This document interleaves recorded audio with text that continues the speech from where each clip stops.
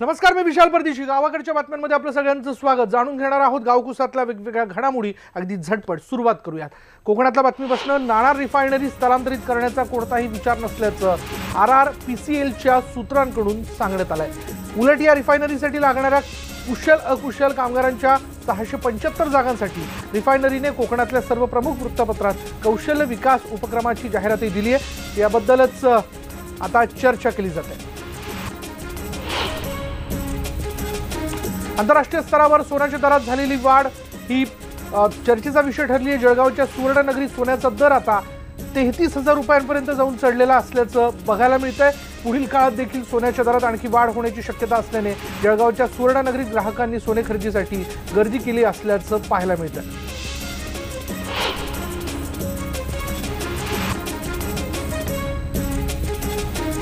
महाराष्ट्रातल्या गडकिल्ल्यांच्या संवर्धनासाठी आणि संरक्षणासाठी 5,000 कोटींचा निधी देण्यात यावा, अन्यथा मराठा मोर्चासारखीच मोठी चळवळ उभी करण्यात येईल, असा इशारा जालना मराठा क्रांती मोर्चाच्या वतीने देण्यात आला. आज जालन्यात संभाजीराजे यांचा राज्याभिषेक दिन सोहळा साजरा करण्यात आला आणि यावेळी मराठा क्रांती मोर्चाच्या वतीनं फुलांच्या पाकळ्यांनी संभाजीराजेंना वंदन करण्यात आलं.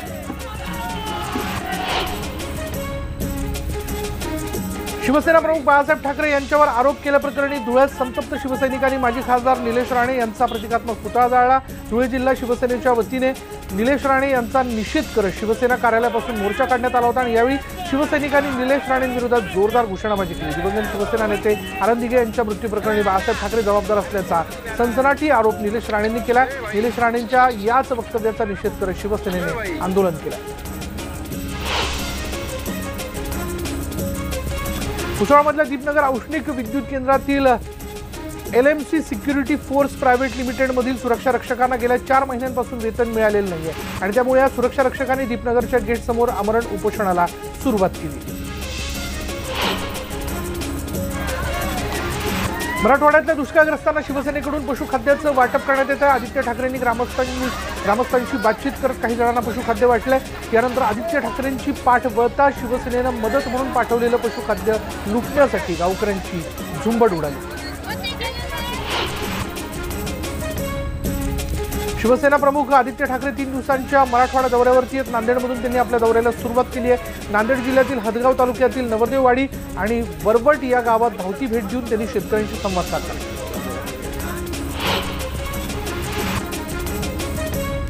युवसेना अध्यक्ष आदित्य ठाकरे आज हिंगोली जिल्ह्यात दुष्काळ दौऱ्यावरती होते.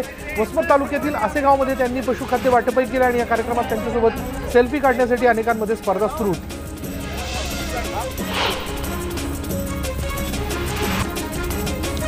यावल तालुक्यातील आमदार हरिभाऊ जावळेंच्या खासगी वाहनाला जबर अपघात झाला. यात चालक गंभीर जखमी झाला असून फैजपूर रस्त्यावर भोरटेक जवळ ही घटना घडलेली आहे. यात वाहनाचा अक्षरशः चुराडा झाला असून आमदार जावळेंना रेल्वे स्थानकावर सोडून चालक भालोदकडू परतत असताना एका आयशरने समोरून जबर धडक दिली. नंदुरबारमधील बोट दुर्घटनेनंतर पालकमंत्री जयकुमार रावल यांनी रुग्णांची भेट घेतली आहे. धडगाव ग्रामीण रुग्णालयात जाऊन त्यांनी परिस्थितीचा आढावा घेतला. या भेटीनंतर त्यांनी मृत भाविकांच्या परिवाराची भेट घेऊन त्यांचं सांत्वन केलंय. गडचिरोलीत ट्रकने बसला दिलेल्या धडकेत 4 जणांचा मृत्यू झाला. यामध्ये 2 महिला, 1 विद्यार्थी आणि 1 पुरुषाचा समावेश आहे. एटापल्लीहून आलापल्लीला जाणाऱ्या बसला सुरजागडकडे लोह खनिज वाहतूक करणाऱ्या ट्रकने धडक दिली आणि या अपघातात 10 जण जखमी झाले. या अपघातानंतर संतप्त नागरिकांनी 20 ट्रक जाळलेत. सुरजागड पहाडावर लोह खनिजाच्या वाहतुकीसाठी हे ट्रक जात होते. जंगलातल्या रस्त्यावर अपघातानंतर मोठ्या प्रमाणात नागरिक गोळा झाले होते.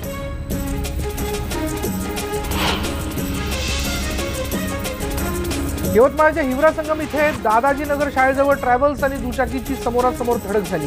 ही धडक एवढी भीषण होती की यात दुचाकीवरचे दोघेही जागीच ठार झाले. गोविंद दांडेगावकर, बाळू पाईकर हे दोघेही तरुण मोटरसायकलने यवतमाळ इथं वंचित बहुजन आघाडीच्या सभेसाठी जात होते. यवतमाळवरून उमरेडकडे जाणाऱ्या ट्रॅव्हल्सनं मोटरसायकलला धडक दिली. अमरावती जिल्ह्यातील नरखेड तालुक्यातील हिवरमठ शिवारात विहिरीत पडलेल्या बिबट्याला वनविभागाने 2 तासांच्या प्रयत्नानंतर बाहेर काढले. पुरुषोत्तम गोरे यांच्या शेतातल्या विहिरीत एक बिबट्या पडला होता आणि त्याला बाहेर काढण्यासाठी नागपूरहून रेस्क्यू टीमला बोलावण्यात आलं होतं. मालेगावमधील अजंग वडेलसह इतर भागात धुमाकूळ घालणारे दोन्ही बिबटे जेरबंद करण्यात वन विभागाला यश आलंय आणि या बिबट्यामुळे परिसरातील नागरिकांमध्ये भीतीचं वातावरण निर्माण झालं होतं आणि या बिबट्यांना पकडण्यासाठी वन विभागाने जंगलात ठिकठिकाणी लावल्या पिंजरे लावले होते। दोन्ही बिबटे यात अडकल्याने ग्रामस्थांनी सुटकेचा निश्वास सोडला।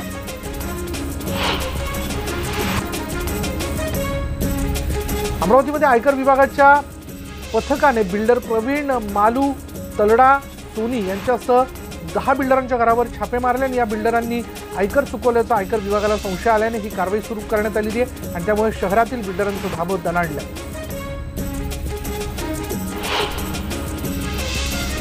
राष्ट्रवादी काँग्रेसचे नेते छगन भुजबळांची सुरक्षा कमी केल्यानं राष्ट्रवादीनं राज्य सरकारला फैलावर घेतलं। नाशिकमधील परिवर्तन यात्रेत राष्ट्रवादी नेत्यांनी सरकारवर टीकेचे बाण सोडलेत। आमदार असल्याचं कारण देत भुजबळांची Y+ सुरक्षा कमी करण्यात आली आहे। भुजबळांच्या सुरक्षेसाठी केवळ एकच अंगरक्षक कायम ठेवण्यात आला।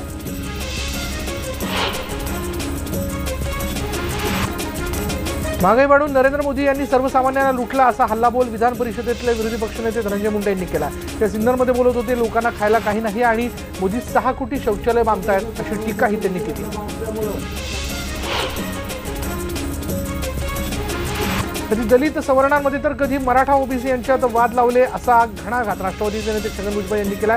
तुम्ही ओबीसी महामंडळाला काय पैसे देणार असा खोचक सवालही त्यांनी केला आणि त्याचबरोबर 5 राज्यांमध्ये झालेली पिछाट म्हणजे मोदी की चाय फटी तो आरक्षण बटी असा गमतीशीर टोलाही नरेंद्र मोदींना छगन भुजबळ यांनी लगावला। कांद्याला केवळ 1 ते 2 रुपये किलो भाव मिळत असल्याने उस्मानाबादमध्ये कांदा उत्पादक शेतकऱ्यांनी आपला हा कांदा शेतात साठवून ठेवला आहे। गेल्या 1.5 ते 2 महिन्यांपासून शेतात साठवून ठेवल्यानं हा कांदा जागेवरच सडून जातोय। मार्केटला कांदा नेला तर त्याला भाव मिळत नाही, उलट नेण्या आणण्याचा खर्च पदरमोड करून भरावा लागतो आणि त्यामुळे या कांद्याचं करायचं तरी काय हा प्रश्न शेतकऱ्यांना पडला।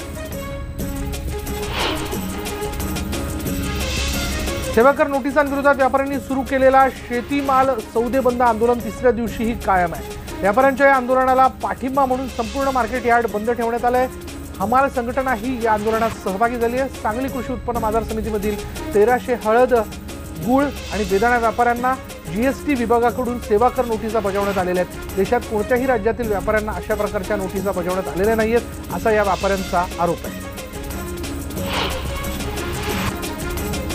हिंगोली जिल्हा हा दुष्काळातून वगळण्यात आला पण तरीही जिल्ह्याची परिस्थिती बिकट आहे। जिल्ह्यात पिकांची परिस्थिती फारशी चांगली नाही आहे तर धरणात सुद्धा पाणी संपत चाललं। जानेवारी महिन्यात धरणात पाणी नाही तर संपूर्ण उन्हाळाभर पाणी कसं पुरेल असा प्रश्न निर्माण झाला।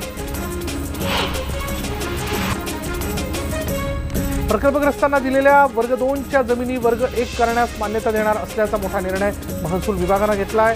1999 पूर्वी प्रकल्पग्रस्तांना वाटलेला जमिनीचा वर्ग बदल करणार असल्याची माहिती देण्यात आली आणि यामुळे हजारो प्रकल्पग्रस्तांना दिलासा मिळाला। यवतमाळ जिल्ह्यातील केळापूर, वणी, उमरखेड तालुक्यात मोठ्या प्रमाणात नियमबाह्य गिट्टी क्रशर सुरू आहे आणि त्यामुळे मोठ्या प्रमाणात प्रदूषणात वाढ झालेली आहे पण खनिकर्म विभाग याकडे दुर्लक्ष करतोय असा ग्रामस्थांचा आरोप आहे। केळापूर तालुक्यातील पाटणबोरी, वणीतील मोहदा, कारंजी परिसरात नियमबाह्य पद्धतीने गिट्टी क्रशर सुरू आहे। नियमाप्रमाणे गिट्टी क्रशर हे मुख्य रस्त्यापासून 500 मीटर अंतर दूर असायला पाहिजे मात्र या परिसरातील गिट्टी क्रशर हे मुख्य रस्त्याला लागूनच आहे। हिंगोलीचे खासदार राजीव सातव यांना संसदेतील अष्टपैलू कामगिरीबद्दल सलग 4थ्यांदा संसद रत्न पुरस्कार जाहीर झाला। 19 जानेवारी रोजी तामिळनाडू इथल्या राजभवनात राज्यपाल बनवारीलाल पुरोहित यांच्या हस्ते पुरस्काराचं वितरण होणार आहे। चेन्नई इथल्या प्राईम पॉइंट फाउंडेशनच्या वतीने 2009 पासून दरवर्षी लोकसभेतील विविध कामगिरीसाठी 4 जणांना हा पुरस्कार देण्यात येतो। खामगावमध्ये मकर संक्रांतीला पतंग उडवण्याची परंपरा आहे पण यामध्ये बंदी असलेलं चायनीज आणि नायलॉन मांजा सर्रास वापरला गेला त्यामुळे काही जण यामध्ये किरकोळ जखमी झालेत। खामगाव सुटाळापुरा भागातील योगीराज कृष्णा हिवरखेडे हा युवक आपल्या दुचाकीने जात असताना मांजामुळे त्याचा कान कापला गेला। हिंगोली जिल्हा परिषदेत सध्या चालू वर्षातील निधी खर्चाच्या नियोजनासाठी सदस्यांची धावपळ होताना दिसते मात्र या नव्या निधीकडे लक्ष देताना जुन्याचा विसर पडला आणि त्यामुळे जुना 63 कोटी अखर्चित आहे तर नव्या 79 कोटींपैकी 55 लाखच मिळालेले।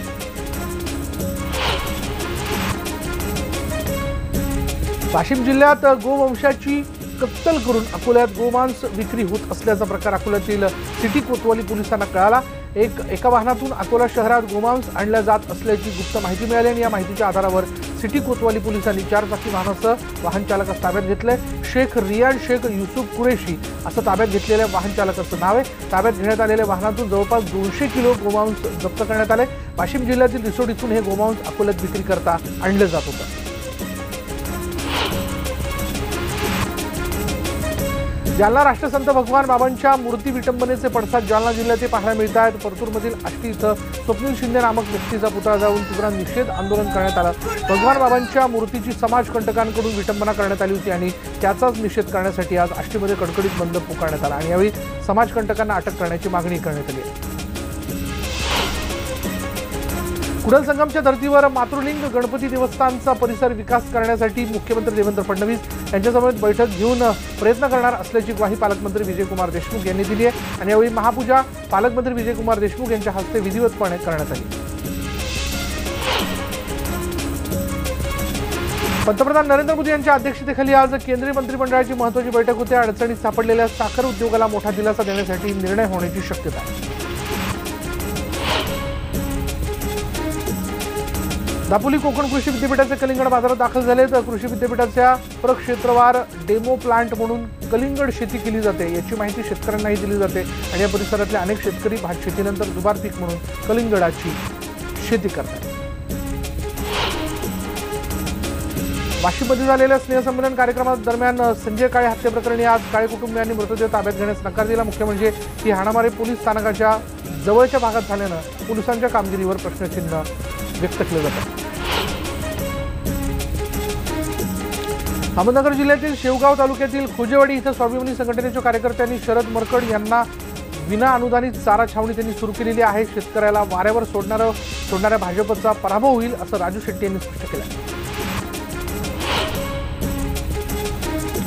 यवतमाळ जिल्ह्यातील वणी आणि हरिजामणी तालुक्याच्या कोळसा खाणपट्ट्यात मोठ्या प्रमाणात कोळशाची अवैध वाहतूक सुरू आहे आणि त्यामुळे रस्त्याची दुर्दशा झाली असून वाहनधारकांना प्रचंड त्रास सहन करावा लागतो।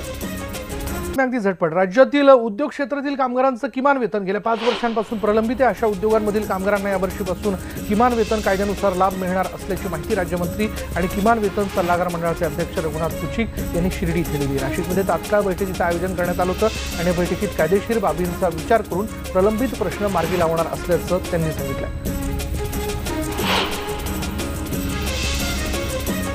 रत्नागिरी जिल्ह्यातील कशिडी घाटात धामणदेवीजवळ रसायनांची वाहतूक करणारा टँकर उलटला। टँकर उलटल्यानं मुंबई गोवा हायवेवर वाहनांच्या लांबच लांब रांगा लागल्या होत्या। महाड MIDC मधून लोटे परशुरामकडे हा टँकर चालला होता। पहाटे 5 वाजण्याच्या सुमारास हा अपघात झाला, मात्र त्यात जीवितहानी झाली नाही।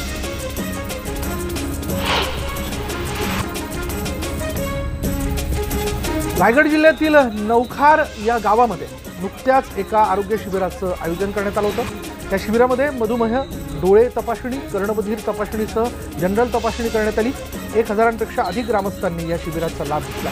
नायर हॉस्पिटलचे सहाय्यक dean doctor Gautam Kale, general surgeon doctor Sachin Patil, बालरोग तज्ज्ञ सागर खेदू या प्रमुख डॉक्टरांसह इतर डॉक्टरही उपस्थित होते। शिबिराला मंडळाचे सल्लागार विकास पाटील यांनी विशेष सहकार्य केलं।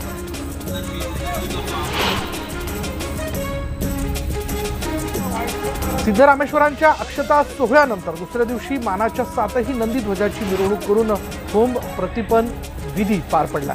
जय सिद्धरामयाचा जयघोष करत होम मैदानावर होम प्रतिपन्नाचा कार्यक्रम जो आहे सोहळा तो संपन्न झाला। बाजरीच्या 5 पेंड्यांना साडी, चोळी, खण आणि मंगलचिन्हाचा वापर करून कुंभार कन्येचं रूप देण्यात येतं आणि हा विधी पूर्ण होतो।